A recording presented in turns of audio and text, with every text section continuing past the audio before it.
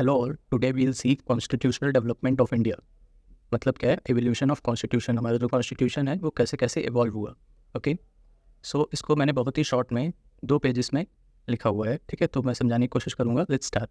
तो इसको पहले हम लोग 2 पार्ट में पढ़ते हैं। पहला पार्ट होता है company rule. Okay, company rule कब से कब तक है? ये है हमारा 1773 से 1858 तक। ओके, क्यों 1773? क्यों 1773? इसलिए क्योंकि 1773 तक आते आते ब्रिटेन में ये रियलाइज़ हो गया था लोगों को कि ये जो ईस्ट इंडिया कंपनी है ये बहुत रिच होती जा रही है। इन्होंने बहुत सारा पैसा कमा लिया था इंडिया आके। तो लोगों को डर लगने लगा था कि ये कहीं पॉलिटिकल सिचुएशन को अनस्टेबल ना कर दें ब्रिटेन में। ओके, तो इसलिए ये लोग ईस्ट इंडिया कंपनी को रेगुलेट करने के लिए 1773 में रेगुलेटिंग एक्ट लाए थे। ओके, 1858 तक क्यों? इसके बाद क्या हुआ था? तो 1857 में हम लोग को बताया क्या हुआ था? सिपाही म्यूटिनी, है ना? या तो बोल रहे हैं रिवॉल्ट ऑफ 1857, है ना? इसलिए 1858। नेक्स्ट कौन सा फेस होता है? नेक्स्ट फेस में हम लोग पढ़ते हैं कंपनी रूल। ओके, ये 1858 से स्टार्ट होता है। रिवॉल्ट ऑफ 1857 से कब तक चलता है? 1947 तक। ओके, जब तक हम लोग को इंडिपेंडेंस नहीं मिल जाती। ठीक है, तो कौन कौन से अब एक्ट्स पास हुए हम लोग एक एक करके वो देखते हैं। इसमें मैंने बहुत सारे शॉर्ट टर्म्स यूज़ किए हैं। ओके, तो अगर आपको प्रॉब्लम हो उनसे तो उसको एक जगह पे लिखते जाइएगा साथ में। ओके, तो सबसे पहले है रेगुलेटिंग एक्ट। इसमें क्या हुआ था? इसमें मैंने बहुत ही जो मतलब इंपॉर्टेंट फैक्ट्स हैं, इंपॉर्टेंट इन्फॉर्मेशन है, सिर्फ वही कवर की है। बाकी की कवर नहीं की है, जो कि प्रीलिम्स में आने लायक नहीं है। जो मेंस के लिए एनालिसिस पर्पस से वो मैंने कवर नहीं किया है। ओके, तो जितना मैंने लिखा है बस उतना ही इंपॉर्टेंट है प्रीलिम्स के लिए। ओके, चलो शुरू करते हैं। तो रेगुलेटिंग एक्ट ऑफ 1773 में क्या हुआ था? सबसे पहले गवर्नर ऑफ पहले बंगाल होता था। ओके, पहले होता था governor of Bengal. By regulating act of 1773 उसको हम लोग क्या नाम दे दिया? उसको गवर्नर जनरल बोलने लगे। ओके, गवर्नर ऑफ बंगाल का नाम क्या हो गया? Governor general. अब इस +4 क्या है? +4 मतलब है कि गवर्नर जनरल के साथ 4 मेंबर की उसकी एग्जीक्यूटिव काउंसिल होती थी उसके साथ में। ओके, पहले गवर्नर जनरल कौन थे? Warren Hastings. ओके, जैसे इस बार क्वेश्चन ही आ गया था, यही कितना ईजी क्वेश्चन आया था 2023 में कि पहला गवर्नर जनरल ऑफ इंडिया कौन से एक्ट के थ्रू बना था, है ना? तो उसी टाइप का ये पहले गवर्नर जनरल कौन थे? Warren Hastings. कब बने थे? रेगुलेटिंग एक्ट 1773 में। ओके, और क्या हुआ था इसमें? ये जो गवर्नर जनरल थे उसी के अंडर में मद्रास और बॉम्बे की प्रेसिडेंसी कर दी थी। ठीक है, ये कहाँ के थे? ये कलकत्ता के थे। ओके, कलकत्ता से ये काम करते थे, तो कलकत्ता के अंडर में आ गए थे मद्रास और बॉम्बे की प्रेसिडेंसी। ओके, नेक्स्ट क्या हुआ था? कोर्ट ऑफ डायरेक्टर बने थे, इसमें 60 मेंबर्स होते थे। ओके, सुप्रीम कोर्ट बना था, इसमें एक चीफ जस्टिस होते थे और साथ में 3 जजेस होते थे। और क्या हुआ था? जो कंपनी के पॉलिटिकल फंक्शंस और एडमिनिस्ट्रेटिव फंक्शंस हैं उनको सेपरेट कर दिया गया था। ओके, नेक्स्ट जो गिफ्ट्स, प्रेजेंट्स और प्राइवेट ट्रेड था कंपनी का उसको मना कर दिया था, बैन कर दिया था। ओके, फिर क्या आया? फिर एक जुडिकेचर एक्ट आया 1781 में। उसमें क्या थे? उसमें कुछ पर्सनल लॉज थे, like Hindu laws, Muslim laws, है ना? Inheritance laws, family laws, divorce laws. Okay, तो इस तरह के पर्सनल लॉज की बात किस में हुई है? जुडिकेचर एक्ट ऑफ 1781 में। और क्या हुआ था? इसमें सुप्रीम कोर्ट के पावर जो थी गवर्नर जनरल और उनकी काउंसिल पे, है ना, जो इनका इस पे ज्यूरिसडिक्शन था गवर्नर जनरल और काउंसिल पे, वो हटा दिया गया था। मतलब सुप्रीम कोर्ट इनको ट्रायल नहीं कर सकती है। और क्या हटाया था? Revenue matters. ठीक है, तो जितने भी रेवेन्यू मैटर्स थे उसमें सुप्रीम कोर्ट का कोई रोल नहीं था। ये 2 पावर्स सुप्रीम कोर्ट से छीन ली गई थी। कौन कौन सी? गवर्नर जनरल प्लस इस काउंसिल एंड रेवेन्यू मैटर्स। अच्छा, इसको जुडिकेचर एक्ट ऑफ 1781 के 2 नाम और थे, amending act and act of settlement. Okay, in case अगर इस नेम से आ जाए तो पता होना चाहिए। फिर क्या आया? फिर नेक्स्ट आया पिट्स इंडिया एक्ट 1784 में। ओके, इसमें क्या हुआ? बोर्ड ऑफ कंट्रोल इस्टेब्लिश हुआ। ठीक है, पहले क्या हुआ था? Court of director. इसमें क्या हुआ? Board of control. इसमें 6 मेंबर्स थे, 2 मेंबर ये ब्रिटिश कैबिनेट से होते थे और 4 मेंबर प्रिवी काउंसिल के होते थे। ओके, इसमें GG+3 हो गए। GG+3 का मतलब क्या है? गवर्नर जनरल जो होते थे पहले उनके साथ क्या होते थे? GG+4 मेंबर्स होते थे एग्जीक्यूटिव काउंसिल के। अब वो 4 की जगह 3, मतलब एक मेंबर कम कर दिया था, तो GG+3 हो गए। एंड इसमें क्या? Commercial functions and political functions को सेपरेट कर दिया गया था। ओके, जैसे इसमें क्या हुआ था? इसमें political functions and administrative functions अलग अलग किए थे, वैसे ही इसमें पॉलिटिकल एंड कॉमर्शियल फंक्शंस अलग अलग सेपरेट कर दिए गए थे। ओके, नेक्स्ट था चार्टर एक्ट ऑफ 1793। इसमें कंपनी की जो ट्रेड की मोनोपोली थी वो एक्सटेंड हो गई थी 20 ईयर्स से। एंड जो सैलरी थी उनके स्टाफ की, ईस्ट इंडिया कंपनी के स्टाफ की, एंड जो उनके एम्प्लॉयज़ थे बोर्ड ऑफ कंट्रोल्स में, उनकी सैलरी किससे दी जाती थी? That is paid from Indian revenue. Okay, तो जो उनकी सैलरी इंडियन रेवेन्यू से दी जाती थी। Next charter act 1813। इसमें ट्रेड मोनोपोली जो थी कंपनी की वो एंड हो गई थी, ये एंड है। Except tea trade and trade with China. सिर्फ दो चीज़ों में बची थी ट्रेड मोनोपोली, किसमें? एक तो टी ट्रेड में और दूसरी ट्रेड विद चाइना। ओके, और इसमें 1 लाख रुपीज़ अलॉट किए गए थे, किसके लिए? Promotion of education. ये इंपॉर्टेंट है। इसमें अलाउ किया गया था क्रिश्चियन मिशनरीज को अपना रिलीजन रीच करने के लिए, ओके, एक्सपैंड करने के लिए।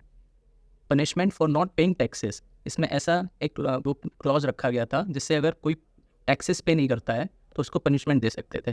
Okay, and 500 pound for training of civil servants. Okay, 500 pound allot किए गए थे सिविल सर्वेंट्स को ट्रेनिंग देने के लिए। और कुछ फाइनेंशियल प्रोविजंस थे, किससे related? Revival of Indian literature and promotion of science. Okay, तो ये इंपॉर्टेंट है, चार्टर एक्ट ऑफ 1813, क्योंकि इसमें एजुकेशन पे भी था 1 लाख रुपीज़, 500 पाउंड्स थे सिविल सर्वेंट्स के लिए, एंड फाइनेंशियल कुछ प्रोविजंस थे इंडियन लिटरेचर एंड साइंस के लिए। Okay, next charter act 1833। Okay, इसमें क्या था? जो गवर्नर जनरल थे उनका नाम बदल के अब क्या कर दिया था? Governor general of India. Okay, तो क्या सीक्वेंस था? पहले थे गवर्नर ऑफ बंगाल, फिर क्या बने? गवर्नर जनरल ऑफ बंगाल, उसके बाद क्या बने? Governor general of India. Okay, पहले गवर्नर जनरल ऑफ इंडिया कौन थे? William Bentinck. यही क्वेश्चन आया था 2023 में। Okay, PYQ। So this charter act was the final step towards centralisation. इसके बाद डिसेंट्रलाइजेशन स्टार्ट हो गया था। Okay, appointment of law commission हुई थी इसके थ्रू। लॉ कमीशन में एक मेंबर होता था। ओके, तो पहले GG+3 होते थे, उसमें एक मेंबर और ऐड हो गया था, वो कौन था? लॉ मेंबर, लॉ कमीशन का। ओके, तो वापस कितनी हो गई council? GG+4। Okay, next charter act of 1853। इसमें क्या हुआ था? इसमें लेजिस्लेटिव और एग्जीक्यूटिव फंक्शन सेपरेट कर दिए थे। ओके, अब इसमें मेंबर्स क्या कौन कौन से थे? एक्सपेंडेड काउंसिल में 3+1, मतलब एक तो थे governor general of India plus 3+1, ये 1 कौन थे? Law member. अभी जो पढ़ा हम लोगों ने, लॉ मेंबर थे। और उसके साथ 6 मेंबर्स और ऐड हुए थे। कहाँ से? लेजिस्लेटिव काउंसलर्स उनको बोला जाता था। ओके, तो ये एक तरह की मिनी पार्लियामेंट बन गई थी। ओके, इसको मिनी पार्लियामेंट बोलते थे। तो ये खत्म हो गई 1858 तक की कहानी कंपनी रूल के अंडर। अब नेक्स्ट फेस आता है क्राउन रूल। इसमें 1858 से 1947 तक का रहेगा।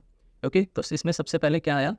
Government of India act 1858। ये किसके बाद आया? 1857 के बाद। क्या हुआ था इसमें? सिपाही म्यूटनी या फिर रिवॉल्ट ऑफ 1857। ओके, तो इसमें क्या थे? गवर्नर जनरल ऑफ इंडिया का फिर से नाम चेंज करके क्या रख दिया? वाइसरॉय। ओके, बहुत ज़्यादा नाम चेंज करते थे। अब पहले वाइसरॉय कौन थे? Lord Canning. Board of control और जो कोर्ट ऑफ डायरेक्टर था पहले, उनको हटा के क्या ले आए? SOS। SOS क्या है? Secretary of state. ओके, तो बोर्ड ऑफ कंट्रोल की जगह, board of control and court of director की जगह कौन आ गया? SOS, secretary of state. इनके पास कितने मेंबर्स होते थे? 15 मेंबर्स होते थे इनके साथ। ओके, नेक्स्ट क्या आया? Indian council act of 1861। यहाँ से डिसेंट्रलाइजेशन स्टार्ट हो गया। और क्या हुआ था इसमें? इसमें portfolio system and ordinance power जो थी वाइसरॉय की, वो लाई गई थी। अब कुछ लेजिस्लेटिव काउंसिल बन गई थी नई। कहाँ पे? बंगाल में, पंजाब में and north west frontier provinces में। और क्या हुआ था? It started nominating Indians as non official members of executive council. तो जो वाइसरॉय की एग्जीक्यूटिव काउंसिल्स थी, उनकी जो एक्सपेंडेड काउंसिल थी, उसमें इंडियंस को नॉमिनेट करना स्टार्ट कर दिया था as a non official members. Non official member क्या था? मतलब इनके पास सिर्फ एडवाइजरी पावर्स थी। ओके, और कुछ पावर्स नहीं थी इनके पास। अच्छा, 3 लोग थे। First, Raja of Banaras, Maharaja of Patiala and sir Dinkar Rao. ये 3 पहले लोग थे जिनको नॉमिनेट किया गया था एक्सपेंडेड काउंसिल में। ओके, तो ये इंपॉर्टेंट है प्रीलिम्स के लिए। नेक्स्ट कौन सा एक्ट आया? Indian council act of 1892। इसमें क्या हुआ? Increase number of non official members in central as well as provincial legislative council. ठीक है, तो जो नॉन ऑफिशियल मेंबर्स थे सेंटर में और प्रोविंसेस में, उनकी नंबर इंक्रीज कर दिए गए। कुछ फंक्शंस भी इंक्रीज कर दिए गए लेजिस्लेटिव काउंसिल के, जैसे कि क्या क्या functions? Power to discuss budget, ये पावर दे दी गई। इससे पहले वो लोग बजट को डिस्कस नहीं कर सकते थे, but by Indian council act ये पावर दी गई थी। Okay, to discuss budget. Next, Indian council act of 1909। इसको और क्या बोलते हैं? Morley Minto reforms. ठीक है, अब ये मॉर्ले कौन थे और मिंटो कौन थे? तो जो मॉर्ले थे वो SOS थे। SOS मतलब सेक्रेटरी ऑफ स्टेट, और जो मिंटो थे वो वाइसरॉय थे। ओके, जिसको बोला जाता है मॉर्ले मिंटो रिफॉर्म्स। ये इंपॉर्टेंट है, PYQ में 2-3 बार पूछ लिया गया है। इसमें क्या क्या था सर? सबसे इंपॉर्टेंट, सेपरेट इलेक्टोरेट्स दिए गए थे मुस्लिम को। ओके, सेपरेट इलेक्टोरेट्स में क्या होता था कि सिर्फ मुस्लिम्स ही मुस्लिम्स को वोट करेंगे इलेक्ट करने के लिए। ओके, फंक्शंस इंक्रीज कर दिए लेजिस्लेटिव काउंसिल के, जैसे कि सप्लीमेंट्री क्वेश्चंस पूछ सकते थे, रेजोल्यूशन पास कर सकते थे बजट पे। Okay, Indians in executive council. Executive council में भी अब इंडियंस को नॉमिनेट करने लगे। पहले मेंबर कौन थे? सत्येंद्र प्रसाद सिन्हा, इनका नाम इंपॉर्टेंट है। ये पहले मेंबर थे वाइसरॉय की एग्जीक्यूटिव काउंसिल में। ओके, इससे पहले नॉमिनेट जो किए गए थे ये एक्सपेंडेड काउंसिल में थे, सॉरी एक्सपेंडेड काउंसिल में थे। अब ये किस में है? ये एग्जीक्यूटिव काउंसिल में। ओके, तो ये डिफरेंस याद रखना, कंफ्यूज मत होना। मेजॉरिटी अलाउड थी कहाँ पे? प्रोविंसेस में, बट सेंटर में अभी भी अलाउड नहीं थी इंडियंस की। ओके, इंडियंस की मेजॉरिटी प्रोविंसेस में अलाउड थी, बट सेंट्रल में अभी तक अलाउड नहीं थी। फिर इसके बाद कौन सा आया? Government of India act 1919। इसको क्या बोलते थे? Montagu Chelmsford reform. Okay, same Montagu कौन होंगे? SOS, सॉरी मोंटागू कौन होंगे? SOS, एंड चेम्सफोर्ड कौन होंगे? वाइसरॉय। ओके, इसमें क्या था? इसमें डायरकी इंट्रोड्यूस की गई थी प्रोविंसेस में, और बाई कैमरलिज्म इंट्रोड्यूस किया गया था सेंटर में। Okay, dyarchy in provinces, by cameralism in centre. Dyarchy क्या थी? डायरकी में दो सब्जेक्ट्स होते थे, एक होते रिजर्व्ड, एक होते थे, दो सब्जेक्ट्स होते थे, रिजर्व्ड एंड ट्रांसफर्ड। रिजर्व्ड होते थे जो वाइसरॉय अपने पास रखते थे, ट्रांसफर्ड जो प्रोविंसेस को ट्रांसफर कर दिए जाते थे। ओके, बाई कैमरलिज्म क्या होता है? दो हाउसेज होते हैं, upper house and lower house, मतलब Lok Sabha and Rajya Sabha. Direct election होने स्टार्ट हो गए थे, बट वेरी लिमिटेड फ्रेंचाइजी थी, मतलब बहुत ही कम लोग के पास वोटिंग पावर्स थी। ठीक है, तो डायरेक्ट इलेक्शन कहाँ से स्टार्ट हुए थे? 1919 के एक्ट से, but limited. Extended communal representation मिलने लगा था, किस किस को? सिख को, इंडियंस, क्रिश्चियंस को, एंग्लो इंडियंस को, यूरोपियंस को। ओके, ये इंडियंस नहीं होगा यहाँ पे। Provincial budget and central budget ये अलग अलग बनने लगे। इससे पहले क्या होता था? दोनों के लिए एक ही बजट बनता था, बट अब प्रोविंसेस के लिए अलग एंड सेंट्रल के लिए अलग अलग बजट बनने लगे। CPSC, central public service commission, इसका इस्टेब्लिशमेंट हुआ था थ्रू 1919 एक्ट। फिर क्या आया? Last government of India act 1935। इसमें क्या था? RBI का इस्टेब्लिशमेंट हुआ था। 3 लिस्ट बनाई गई थी, कौन कौन सी? Federal list, provincial, concurrent list. और जो रेसिड्यूरी बचती, मतलब जितनी भी बची हुई पावर्स थी, रेसिड्यूरी पावर्स, वो किसको दे दी गई थी? वाइसरॉय को। And establishment of all India federation, all India federation बना था। बाय कैमरलिज्म, ये इंपॉर्टेंट है।